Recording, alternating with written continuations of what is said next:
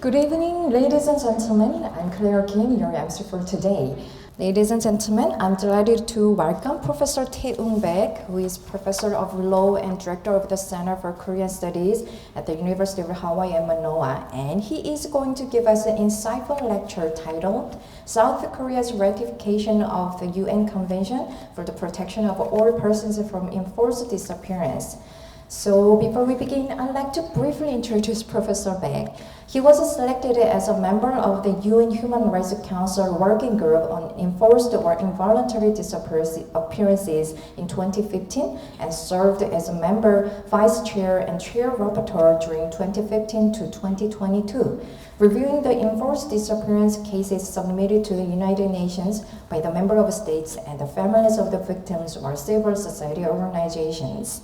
Without further delay, please welcome Professor with a thunderous round of applause. Good evening. Thank you very much for coming this evening. It is wonderful to have this opportunity to speak as an invited guest speaker for this prestigious lecture meeting, Societas Koreana. I would like to first of all emphasize our good relationship between Academy of Korean Studies and the Center for Korean Studies at the University of Hawaii before beginning talking about this topic. I am currently director of the Center for Korean Studies, and we had worked together with the Academy of Korean Studies for last 8 years by now, starting with a core university project, and currently we are doing Strategic Research Institute project in cooperation with the Academy of Korean Studies, and I would like to thank President An and other related people for your continuous support. Secondly, I'd like to also thank Professor Kunani and also Professor Anye Lee, who invited me to this very, very prestigious talk. I'm very pleased actually to talk about this subject today because the ratification of South Korea of the International Convention to protect all persons from the enforced disappearance had been an issue that I had been advocating for some time, ever since I worked for UN concerning enforced disappearances. I did not expect that it could come so fast, even if we and I myself had been advocating for this ratification, and it happened last year in December 2022.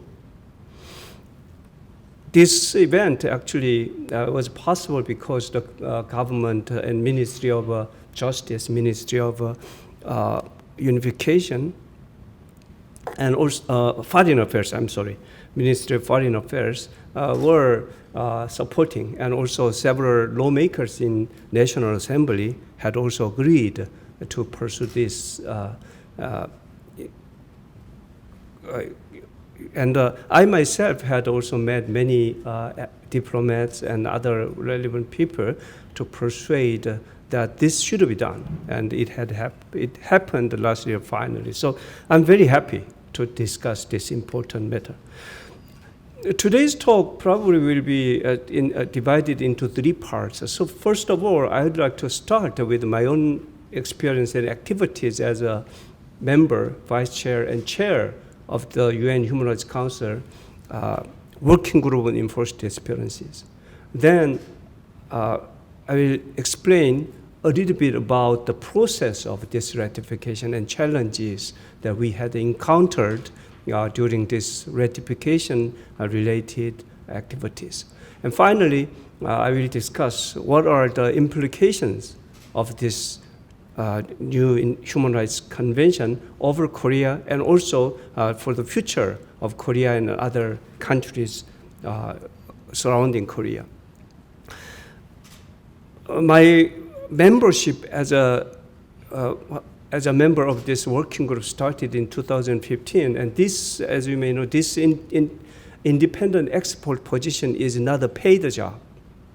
Rather, it is an appointment by UN But basically, they cover only reimbursement of the expenses, and I was still full-time professor at the law school of the University of Hawaii. And I was kind of tricked into this job initially, I think, because one of my friends in UN told me that there is an opening for this position and they would like to nominate me as a potential candidate, saying that you will meet only 3 times a year, and a session lasts only around 7 days to 10 days. But once you are involved in the actual work, this is life-saving activities, and you will definitely enjoy the process. I believed it that, if it's kind of a not really time-consuming work, while I'm always active in promoting human rights and people's public interest, I said, maybe yes.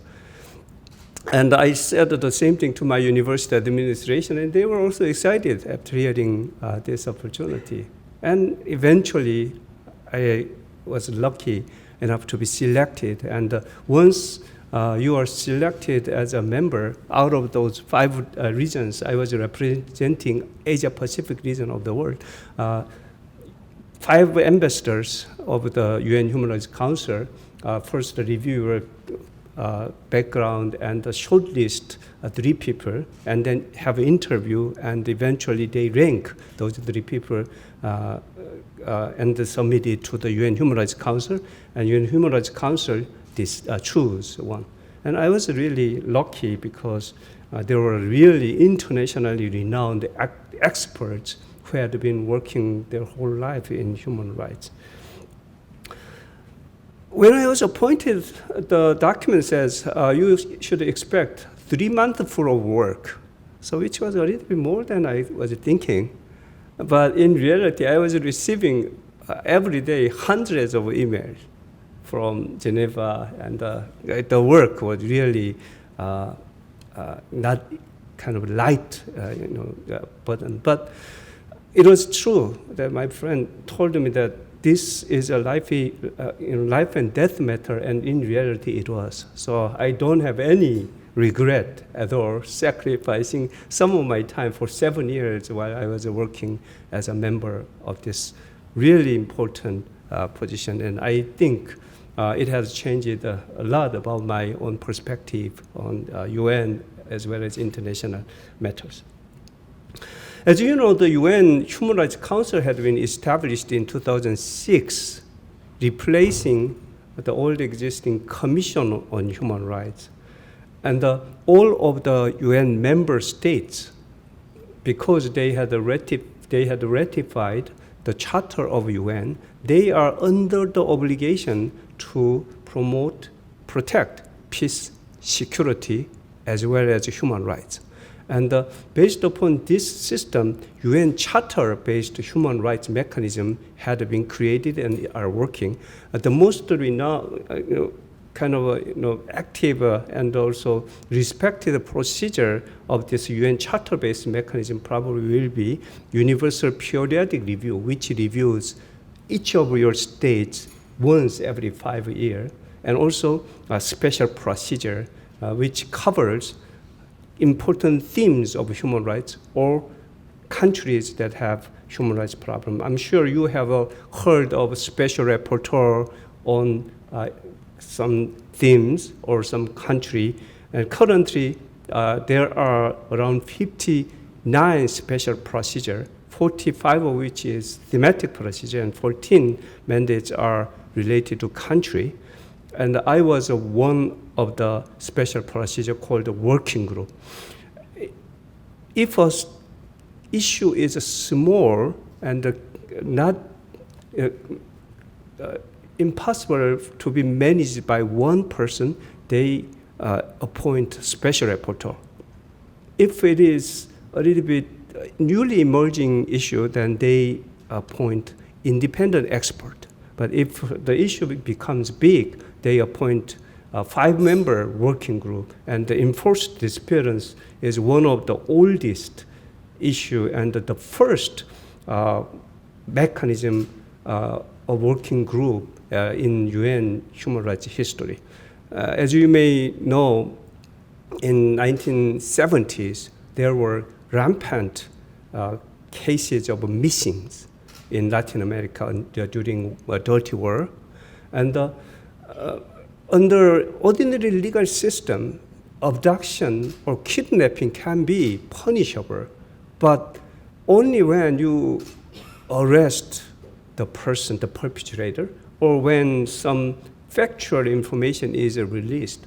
But missing, so arrest, deprivation of liberty is one of the forms that starts. So abduction, kidnapping, and other form of detention leads to disappearance. And if you do not know who did what, to whom, why, there is no legal system to address the issues. That's why UN started to think about new approach to missing issues, which was the creation of a definition of enforced disappearances. And they created this working group in 1980.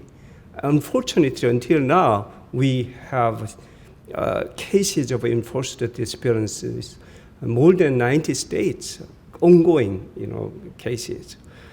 This working group has worked based upon a declaration on the protection of all persons from enforced disappearances as an instrument. And we also had a method of work as a ground procedural rule.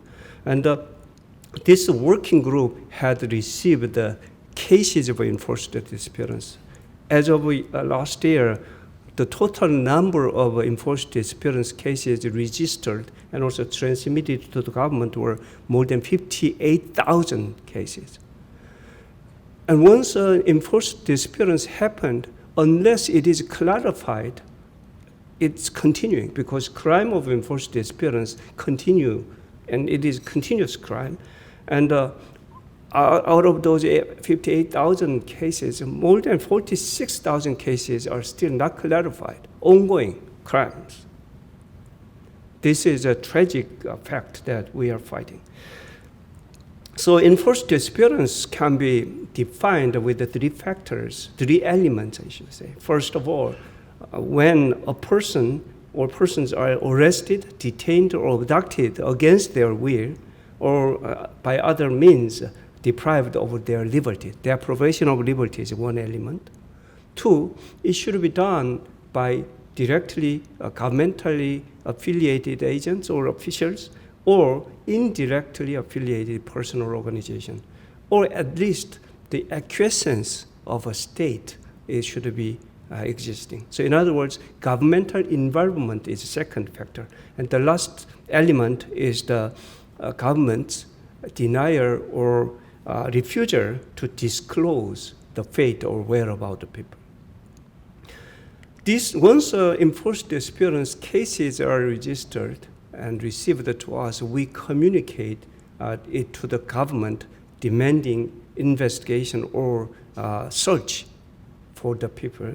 And through that normal case procedure, we try to assist the family members, try to establish a channel of communication between the victims and the government. And we also document cases so that we can find a means to eradicate that enforced disappearance cases. We also monitor other states' compliance relying on the Declaration on Enforced Disappearances. We have many methods of work to fight against enforced disappearances, but with regard to case, urgent procedures, standard procedures are the most commonly relied on, and we also have other, communication methods. But one very, very well-known and powerful method is the country visit. So working group visits the relevant country where enforced disappearance is happening, and to promote the dialogue between the authority as well as family members, and also examine practices carried out by states to prevent the enforced disappearances, or a way to find out ways to implement states the prevention and protection from the enforced disappearances. As a part of a country visit in 2018, we actually had a country visit to Ukraine.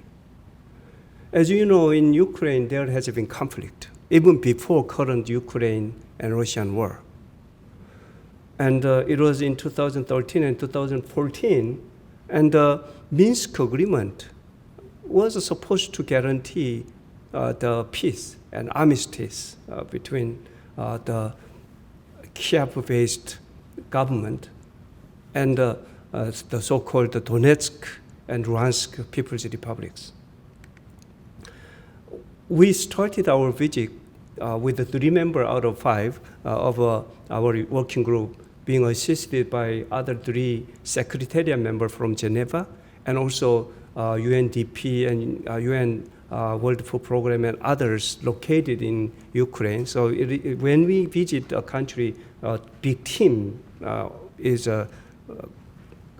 arranged, and we work together. And we started from Kiev. We crossed the war zones with the Donetsk and Luhansk Donbas region, and we meant to visit Crimea at the time, but Russia, that has control over Crimea, did not allow. So we visited the government-controlled area and also a rebel group-controlled area, but no Crimea. This was a very sensitive mission because during all the conflict, enforced disappearance has been committed by not only government but also this rebel group, and the war was not over in any ways. And Donetsk People's Republic, so-called, and Luhansk People's Republic, so-called, wanted to use every opportunity to be independent or at least get international recognition through this process. And my working group, focusing on humanitarian mandate, try to contact both sides, but try very hard not to be manipulated or misused for other political or diplomatic reasons. Diplomatic purposes, I mean. Started our visit meeting with the governmental side, such as Supreme Court justices and national intelligence services, prosecutions, and military investigators. Almost all governmental sections we meet during our visit, and then we also moved to Donbas. This photo is taken by myself, and it is Ukraine plane, as you know. Beautiful, isn't it? But can you imagine that on this beautiful land, there are artillery flying, and there are still war continuing? When we are moving, because of that, we needed to use this armored vehicle, and given the bulletproof vest and the bulletproof helmets. And to cross the border, we needed to go through serious security check, and it was really feeling the tensions. And there were bullet remains here and there. And we visited the country, met the government, both sides, and we visited the headquarters of those rebel-controlled territories, met the victims of enforced disappearance, families, as well as people who experienced the secret detention centers, and people experienced torture. All those people we met, and we had a press conference afterward. We thought that they should build and strengthen peace at the time. Otherwise, there will be serious new tension break out. Because in Donetsk and Luhansk region, they were already using rubles, not Ukraine currency. And they were really pro-Russia, and the animosity against each other was uncontrollable, I thought, we found. Eventually, as we all know, war broke out last year. It's continuing. When can we re-establish the second version of a Minsk agreement for peace? It's not very clear yet. But if we do not handle human rights violations, serious problems that are going on, we will see bigger tragedy. This is not only a case in Ukraine. We also visited, for example, Sri Lanka in 2015. Sri Lanka is a small country next to India, as you know. Sri Lanka experienced 30 years domestic war between Sinhalese governmental force and the Tamil Tiger, the Liberation of Tamil Tiger Alam, the LTT so-called group. During these 30 years, the working group had communicated more than 12,000 cases of enforced disappearances. And when I was working as a member, more than 5,000 cases were still outstanding. And those enforced disappearances were practice and tactics that were used, not only by the government, but also by rebel groups. And even it was used for crimes like ransom taking purposes. Victims included some leftist student groups since 1980s.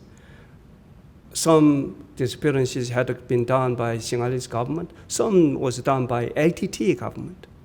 And also there were white fans so-called incidents. We visited not only Colombo, but also went to former rebel group controlled territory, Tamil Tiger controlled area. And again, scenery was really astounding. People were so kind, and they were really nice people, but when we were traveling, we saw people who were looking for their sons, husbands, and other family members. And they were carrying these photos, and they want to address the issue of the disappearance. And it was around 6 years after the end of war. The war ended in 2009, and we visited 6 years later. They had a conviction that their families are still alive, kept somewhere. When we visited city in northeast area, more than 500, I think almost 1,000 people were gathering to talk with us because they didn't have any expectation that the government can find their relatives. The government can solve these enforced disappearance problems. One lady who we interviewed on the left side came to talk about her husband's disappearance. Her husband was taken by one of the policemen who was living in her town. On the day she came to meet with us, that policeman approached this lady, said, "I know 2 of your kids are in school. Be careful, you are meeting UN." But she said she came to meet with us, risking probably her own life and also the safety of her kids. Unbelievable story, isn't it? Here, out of these 5 people in this top left side photo, 3 people had been killed on the last day of war, May 19th, 2009, because Rajapaksa, then president, had completely destroyed and bombarded northeastern part of Tamil Tiger controlled the region. And it was not just a soft war, it was a real hard war using tank and airplanes. And those 3 people were killed on the day. The next day, those civilians were put in internment camp, and they were told to form a line if you had cooperated with the LTT even for 5 minutes. LTT was controlling the region for 30 years. They were collecting taxes. They were directing people. How can you not cooperate with them when you are living there? Many people formed the line, and they were put in yellow bus. They were gone on just the next day, couple of days after the war. an old lady brought this photo saying that, please find out two of my kin. We visited a secret detention facility. Actually, it was not known until that moment. And we excavated some of the bones from the site. And we had a press release, interview in Colombo, and it was really world news during the time. During our visit, the government, then Sirisena was the president. Sirisena was a former minister under Rajapaksa regime, but he won the presidency joining with the opposition group, and he became president. And he was trying to achieve some changes. And when we were visiting there, he released 21 political prisoners. And also, our visit to some places that were hidden were allowed. But apparently, the government was not controlling the whole society, and transitional justice measure to handle the past and to build a future, new future, was not strong enough. Sri Lanka signed the Convention on Enforced Disappearances and eventually ratified as they promised to us and to the public. However, Sirisena actually were defeated in the election. And former Rajapaksa family took power, as we were worrying during the time we were visiting. Fortunately or unfortunately, this Rajapaksa regime had been also ostracized and had ended the presidency. And then Prime Minister, who we met, is now President of Sri Lanka. We don't know what is going to happening in this country. Some people may say, Sharavi, it's impossible to seek the human rights system fully established and to create a sound system. However, the thing is that all these tragedies are man-made tragedy. To torture somebody, there should be a person who torture.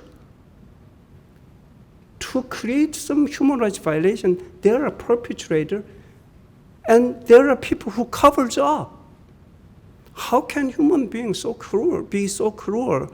How can't we end this ironic situation? We were constantly questioning when you are working in UN.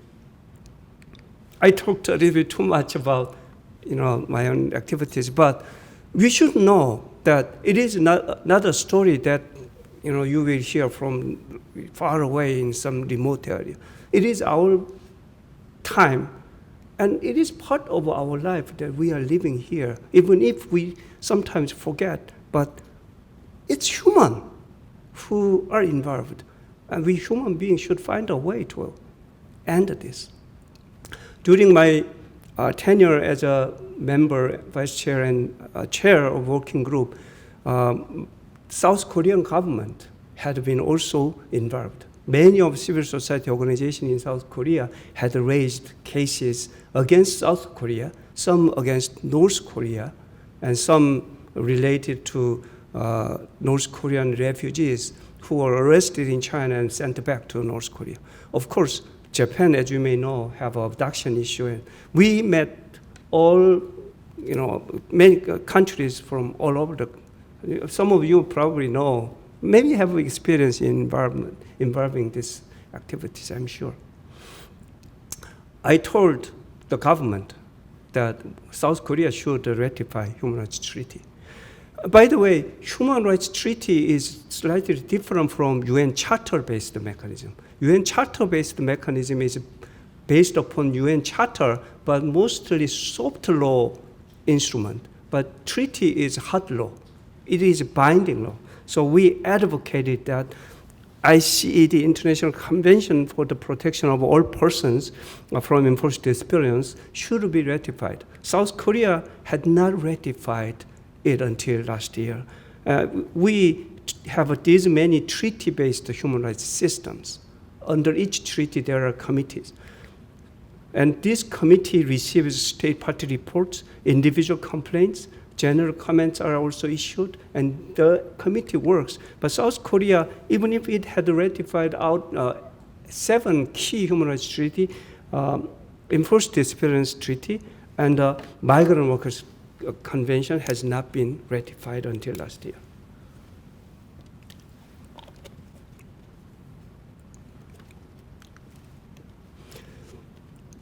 This enforced disappearance convention had been adopted in 2006. Currently, 71 states had ratified out of 194. So relatively, still a smaller number of states had ratified. Korean government, however, had been active in promoting this ratification. In 2008, already Korean National Human Rights Commission recommended ratification. And South Korea, even if it meant to ratify and promised to ratify it through UPR process, until last year it has not ratified. And the reason for South Korean non-ratification was because the treaty, the convention itself, needs amendment of domestic law to criminalize enforced disappearances. And this, from the governmental point of view, should be done before ratification. So I try to persuade, and I'm not the only person, of course. We had been working together sometimes, and other people had been also working very hard to make it happen. But from my point of view, I did use this strategy. So because South Korea has an increasing number of enforced disappearance cases, which starts from Korean War time. Many of them were abducted by North Korea during the time. And many of the abduction had happened during 60s and 70s when South and North Korea were mutually trying to find a way to collect information through humans. And refugees in China, and also some efforts to deal with the enforced disappearances that had happened during World War II, like missing comfort women drafted by Japan, and also missing forced labor and people in Sakhalin who were also a victim of Japan's forceful drafting. Those were the cases, and if these cases are really hard enforced disappearance cases, and South Korean government should find a way to deal with these properly. And I also argued that even without legislating implementation law, still ratification has effect, because South Korean Constitution Article 6.1 considers ratified international law, ratified treaty is part of domestic law. Furthermore, South Korea's experience of ratifying Rome Statute for International Criminal Court first in 2002, and the implementation law followed in 2007. So I tried to emphasize that even if Article 4 has this provision that state parties should ensure the enforced disappearance constitutes an offense under its criminal law, either directly through Constitution or indirectly through some other means, enforcement is not completely lapsed here. And furthermore, I also try to kind of persuade the government and also relevant people, arguing that Rome Statute Article 7, which is a provision on crimes against humanity, had been domesticated through that special act using languages very much similar to enforced disappearance cases.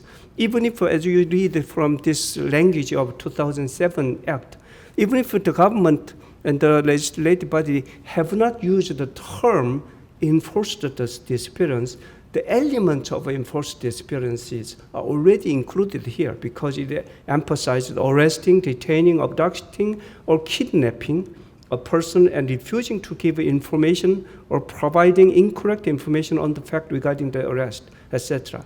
And the refusal by a person who is obliged to give information stated in item A to give such information or the provision of incorrect information. And all these languages are actually, from my point of view, identical to the definition of enforced disappearances in Rome Statute, and can be used for CED as well. So if necessary, if they cannot legislate a new law, maybe they amend these provisions slightly and it can be done. So I advocated 3 options. Legislate the implementation action if possible first, then ratify. Or amend the act on punishment of these crimes against humanity under ICC and ratify convention. Or if you cannot do that, ratify the convention first and subsequently legislate the implementation law. We had precedent. Actually, the process was as follows. So last year in May, the ruling party lawmaker Kim Ki-hyun, supported by other lawmakers, introduced the bill for the punishment of the crime of enforced disappearances. So try to legislate first, but this law had not been passed yet. And in June, the State Council first passed the ratification bill. And after the State Council adopted this should go to National Assembly, and National Assembly finally passed this ratification bill in December. And now it is deposited in UN, so it is now effective. So without implementation legislation, ratification had happened. I'm not sure whether I have done this advocacy correctly. Some of my colleagues may think different. They may think that without legislation first, South Korea may not eventually legislate implementation law. But I think my country will be better than that.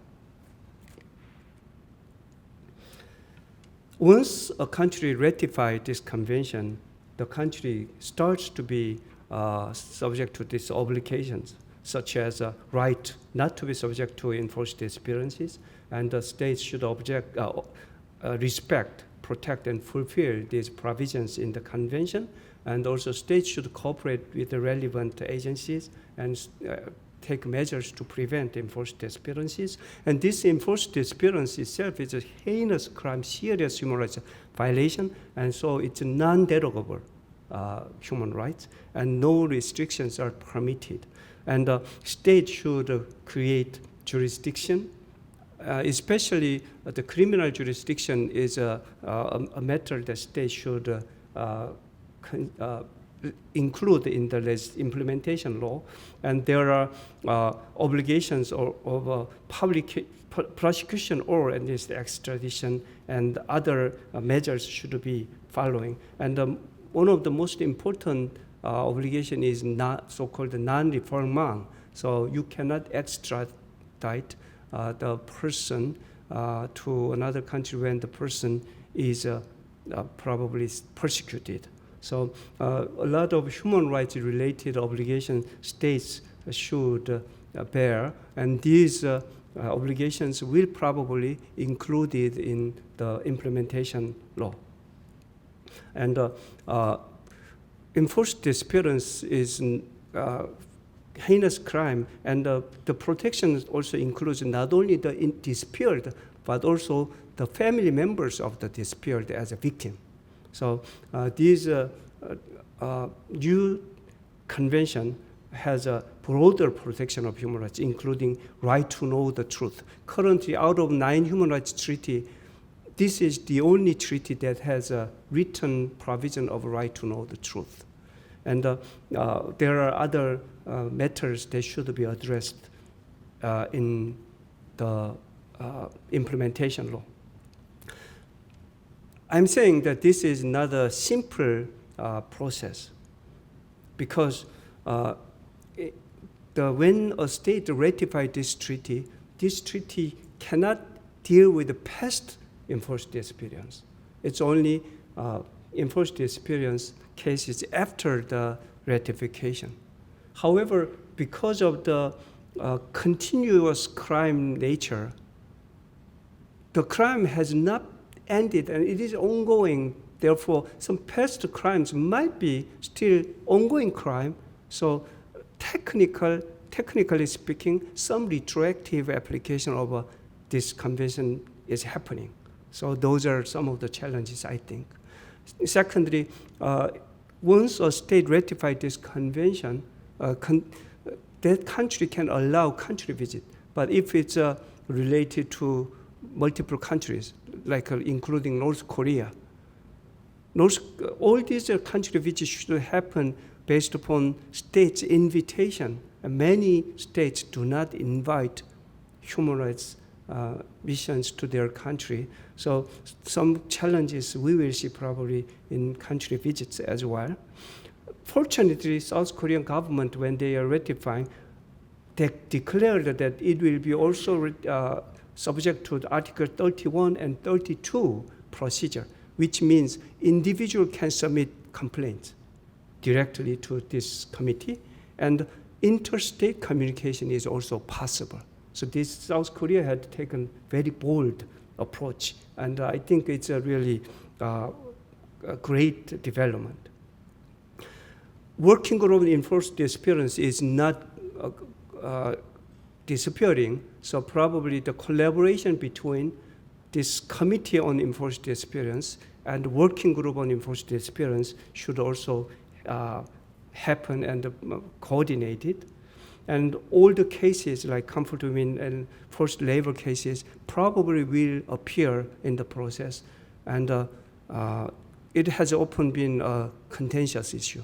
When I was working in working group member, Japan often had a seriously concerned about all the historical issues. I don't know what will be happening in the coming years. Cases related to North Korea is always a contentious issue. And probably South Korea may later on appoint or at least recommend or second one member in the future. And I'm asking whether South Korean civil society is ready for that. I was invited to give a talk the day after tomorrow to Korean Human Rights International Human Rights Network, which consists of all representatives of international human rights work from civil society in South Korea. So probably I will hear more from them, what they are expecting from this convention. And I probably will share some of the story and knowledge that I have. In conclusion, even if it is complicated and difficult matter, South Korea now should legislate implementation law, and it should be done sooner than later. And this is actually, this ratification of enforced disappearance convention is a proof that South Korea is getting stronger in solidifying its democracy and human rights protection. This is a great thing, I think. We, as you know, had gone through authoritarian regime, dictatorships, torture, enforced disappearances, all forms of human rights violations. And I'm very proud that South Korea is overcoming those turbulent past. However, we are still not really perfectly protecting all human rights, and the system often shows indication that we can go backward, regression, freedom of expression, or other fundamental human rights can be easily violated, and we need to work hard to protect and further enhance the protection of human rights in this country. Furthermore, South Korea and civil society in South Korea should also be aware that there are people outside of this country who needs your help, who needs support and leadership to protect their human rights, ending human tragedy. We are all human beings. As long as we are human beings, we cannot only see, our own personal matter. We should find a way to live together, to work together, not only in this country, but also in the world community. So thank you again for listening to my presentation. Thank you. Thank you for your passionate and sincere lecture. Thank you very much. So it was really, really great lecture, great questions and answers. I really appreciate your passionate cooperation, participation for you. So please, why don't we give him another big round of applause?